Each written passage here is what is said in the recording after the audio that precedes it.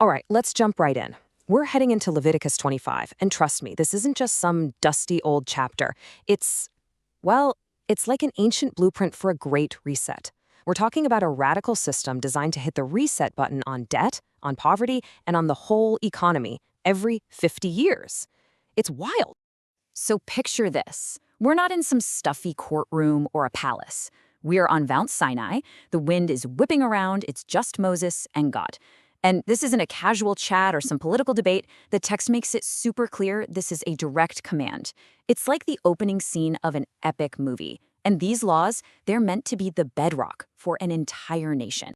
So this word from the mountain, it's about to turn their whole world upside down. And it all starts with the ground beneath their feet. Let's dig into this first big idea, the sabbatical year.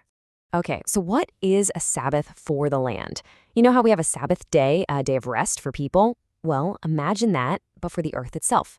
Every seventh year, the land gets a whole year off. No farming, no tilling, nothing. It's basically a mandatory recharge cycle for the entire ecosystem to stop the soil from just getting completely burned out. All right, so the land has to rest, but what does that actually mean? What happens when all the fields just go quiet? Let's get into the nitty-gritty. And the rules are, well, they're super specific. You can't sow your field. You can't prune your vineyard.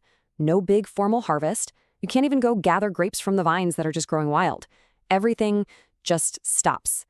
Imagine the silence. The usual buzz of farming is just gone for a whole year. Okay, so the big question, right? If nobody is farming, who eats? How does anyone survive? And the answer is just radical. Everyone eats. Whatever grows on its own that year, it's for everybody. It belongs to you, your servants, your hired hands, any visitors passing through, and even the wild animals. It's like the whole country becomes a public garden for a year. The playing field is completely leveled. But you can just feel the anxiety in that, can't you? It's the most human question imaginable. Okay, that sounds nice, but for real, if we don't farm for a whole year, what are we going to eat? It's a question of pure survival.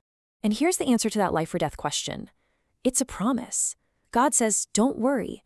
The harvest in the 6th year, it won't just be a normal harvest. It's going to be so massive, so miraculous, that it will produce enough food for 3 whole years.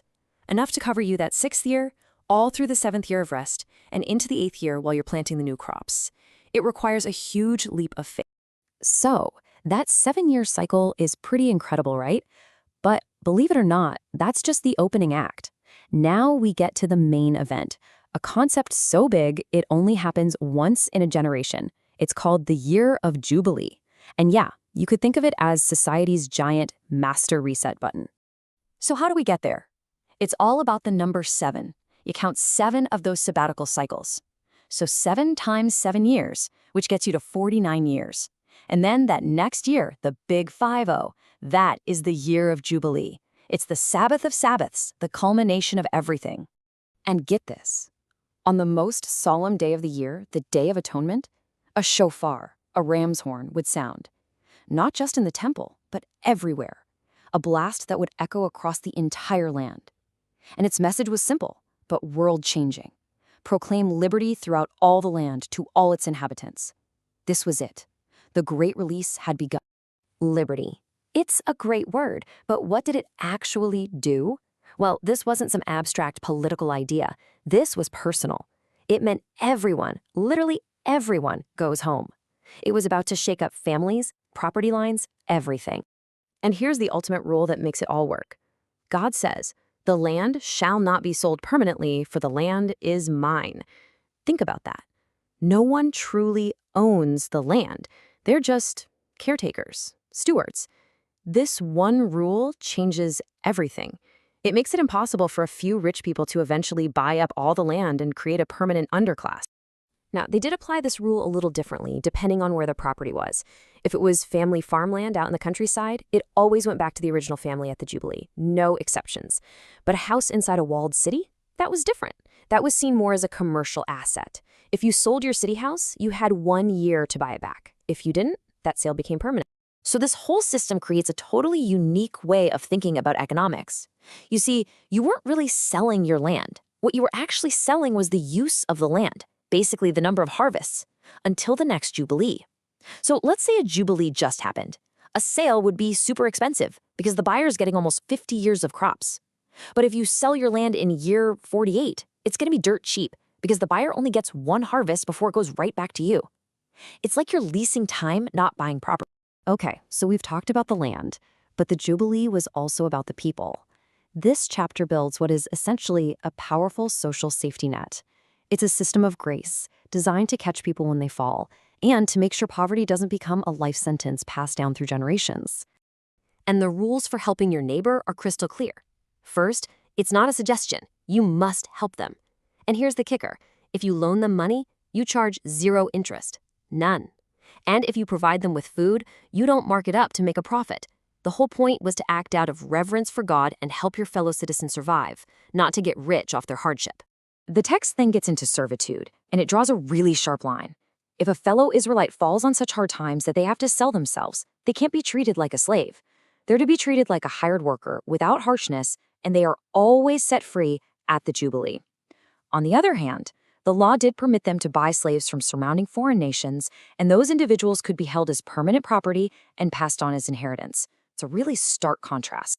But you didn't always have to wait for the Jubilee. There was another way out called redemption. This was huge.